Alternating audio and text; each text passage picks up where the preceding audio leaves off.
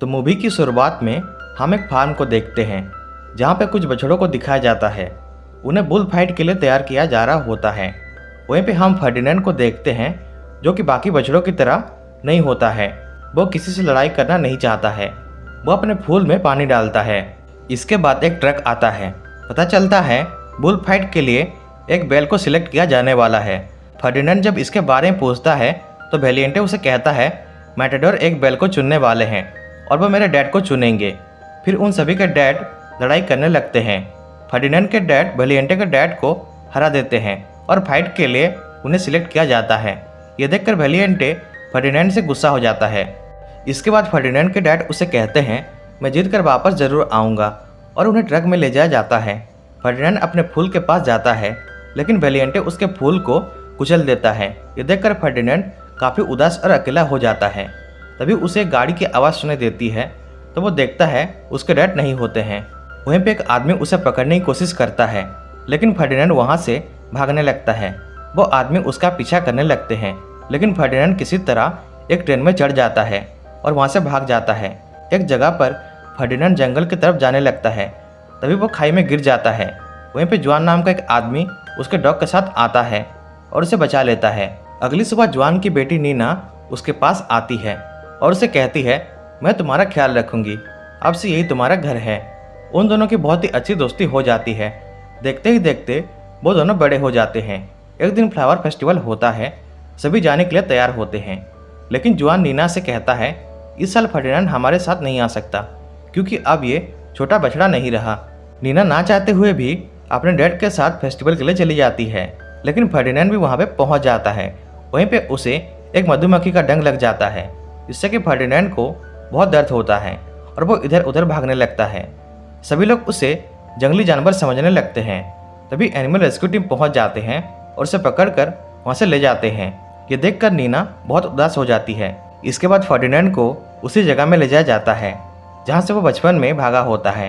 ये देखकर फर्डिनेंड वहाँ से बाहर निकलने की कोशिश करता है। उसे शांत कराने के लिए वर्कर्स उसके ट्रक के अंदर एक बकरी को डाल देते हैं। उसका नाम होता है लूपे। फर्डिनेंड किसी तरह उस ट्रक से निकल जाता है। फर्डिनेंड और लूपे की बहुत ही अच्छी दोस्ती हो जाती है।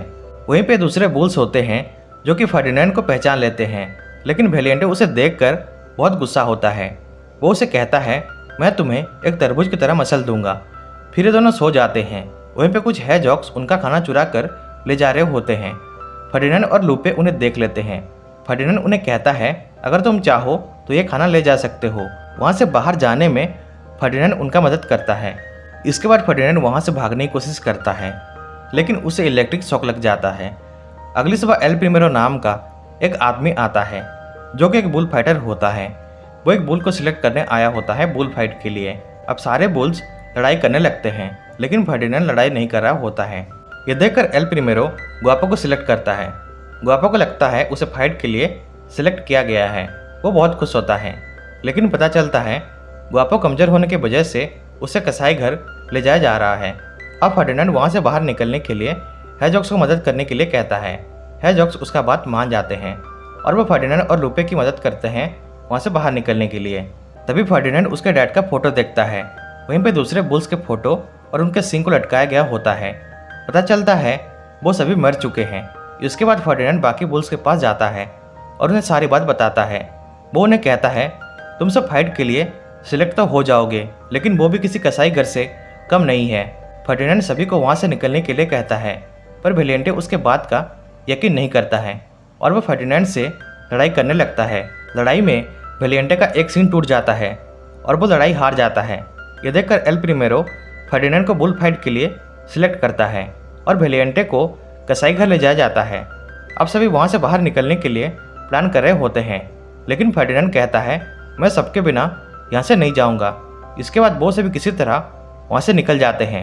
फर्डिनेंड कसाई घर पहुँच जाता है वेलिएंटे के पास और उसे वहाँ से चलने के लिए कहता है लेकिन वेलिएंटे उसे वहाँ से जाने को कहता है। वहीं पे फर्डिनेंड को गुआपो का आवाज़ सुनाई देता है जो कि जिंदा होता है। फर्डिनेंड उसका मदद करता है।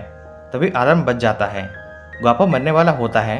तभी वेलिएंटे आकर उसे बचा लेता है और वो तीनों किसी तरह वहाँ से निकल जाते हैं। फिर वो सभी एक ट्रक में चढ़ जाते हैं और वहाँ से भागने लगते हैं।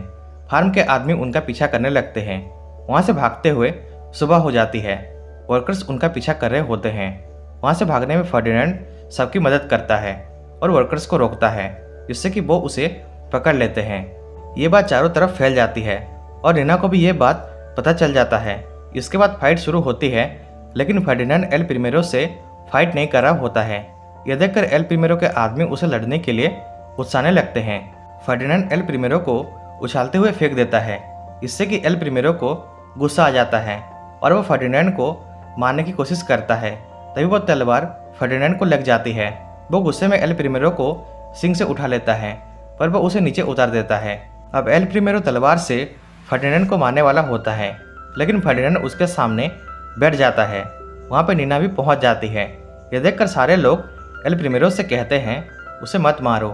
एल प्रीमेरो सबका बात मान जाता है और वहाँ से चला जाता है। नीना फर्डिनेंड के पास पहुँच जाती है। वो दोनों एक दूसरे से मिलकर बहुत खुश होते हैं। सारे लोग उनके ऊपर फ्लावर्स फेंकने लगते हैं।